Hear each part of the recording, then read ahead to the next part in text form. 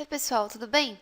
Eu vou passar para vocês agora mais um pouquinho dos conceitos de identidade visual e agora eu vou entrar num tema, né, nos princípios básicos para que vocês construam uma identidade visual que seja interessante e ao mesmo tempo funcione bem. O primeiro princípio que eu vou passar para vocês é o princípio da simplicidade. É importante quando vocês forem construir uma identidade visual que vocês procurem fazê-la o mais simples possível. Eu trouxe aqui alguns exemplos para vocês verem, que são identidades visuais famosas, e algumas se resumem a um símbolo, né, um pictograma, outras se resumem a uma tipografia ou uma palavra, mas o que eu quero que vocês vejam é que todas elas são simples, elas não têm muitos detalhes, elas conseguem passar uma imagem ao mesmo tempo corporativa, mas ao mesmo tempo séria, inovadora. E uma coisa que vocês conseguem perceber é que elas conseguem passar para vocês todo o conceito da empresa em poucos símbolos, né? Então, ó, observem bem, algumas são bem geométricas, outras são algum símbolo, como eu já falei para vocês, que representa a história da empresa ou o nome que ela tem. Outras trabalham só com a tipografia, mas de um jeito bem limpo, e eu vou voltar a falar para vocês disso mais para frente. Outras alteram a tipografia para que fique semelhante a algum elemento que lembra, né, o que é comercializado pela empresa, né, como no caso dessa aqui. E outras também alteram para lembrar alguma coisa que tem a ver com o princípio que a empresa tem. Por exemplo, esse daqui que lembra ondas, tá vendo? Bom, eu vou mostrar um exemplo prático para vocês disso.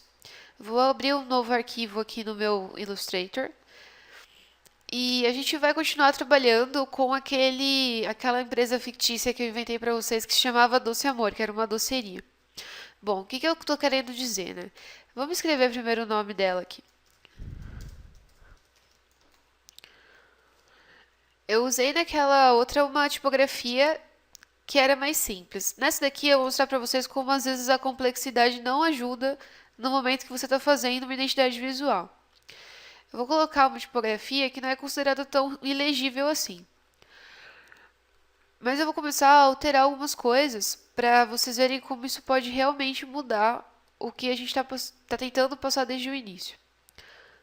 Eu vou deixar ela com bem pouco kerning.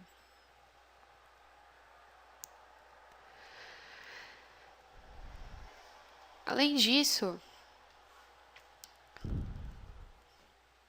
vou criar os contornos, né? Para quem está usando a versão em inglês é o Create Outlines. E eu vou colocar aqui junto dela algum desenho que lembre, né, alguma coisa da doceria. Mas antes disso, eu vou trabalhar com uma paleta de cor.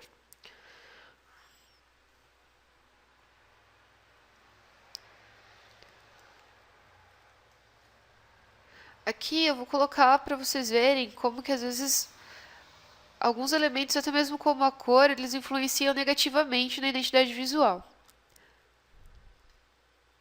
Vou deixar aqui um tom mais escuro.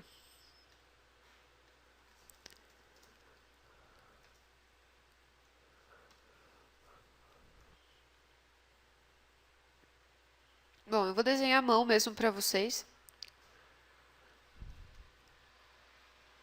O bolinho.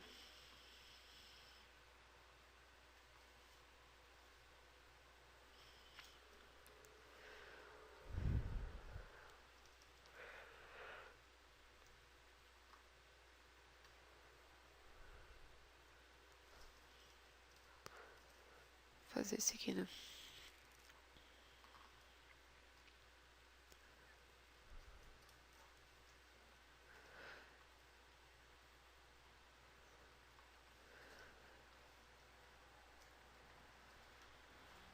Isso aqui é mais para vocês compararem, tá? Não que essa aqui seja uma identidade visual que seja legal de vocês fazerem. Muito pelo contrário, isso aqui tá muito errado. Se eu fosse pra mim, mas isso aqui parece relativamente simples, eu poderia usar alguma coisa assim.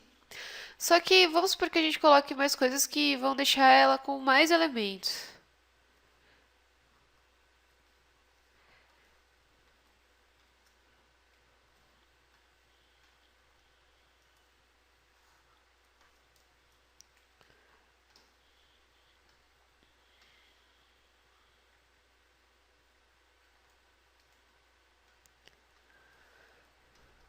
Olha, isso está bem simples assim, não vão fazer uma identidade visual dessa forma.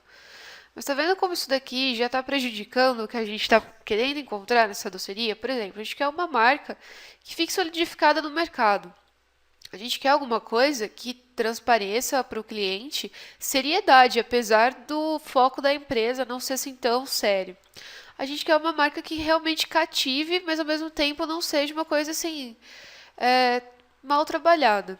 E aqui a gente tem algo muito complexo, muito cheio de formas e coisas e cores que não combinam, né? Elas não têm uma harmonia. Isso aqui está prejudicando muito essa identidade visual. Vocês não devem nunca fazer uma coisa muito cheia de detalhes assim. E eu vou explicar depois para vocês um outro princípio, que é o da versatilidade, que é onde a gente pode encaixar essa identidade visual em qualquer lugar que seja. E esse tipo aqui, ele não atende isso, porque se eu deixar isso daqui bem pequenininho, ele vai perder todos os detalhes, ninguém vai enxergar nada. E vai ficar muito ruim de se reproduzir. Agora eu vou mostrar para vocês um exemplo melhor de como seria uma identidade visual mais simples, porém que consegue passar a mesma mensagem, mas de um jeito melhor. Eu vou colocar aqui naquela tipografia que a gente estava usando antes. E eu vou retirar, isso aqui é bem interessante, tá? Eu vou voltar a falar para vocês isso aqui, mas é bem legal que vocês desde já vejam isso.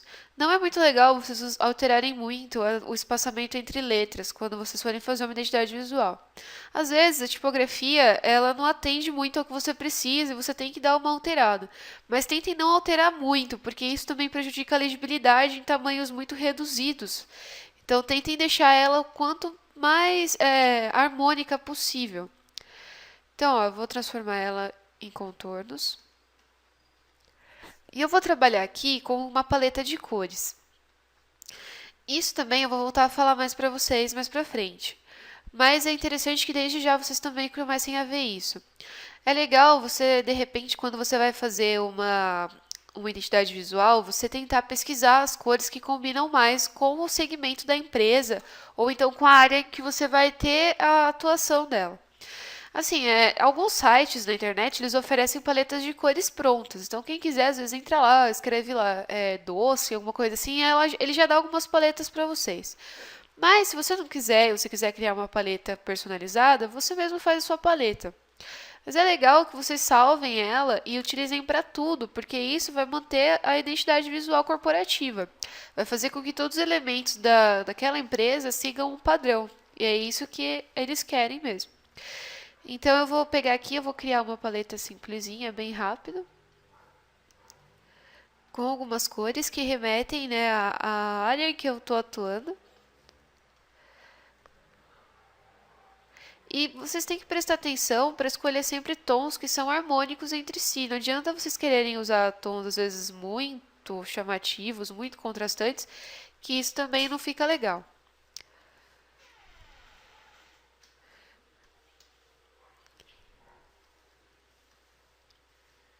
Deixar esse aqui.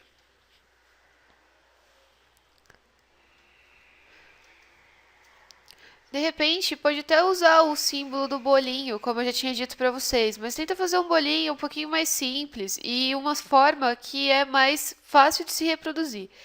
É claro que eu estou desenhando à mão aqui para vocês e não vai ficar nem um pouco bom. Mas quando vocês forem fazer, tentem fazer uma coisa assim bem feita para que não exista esse problema.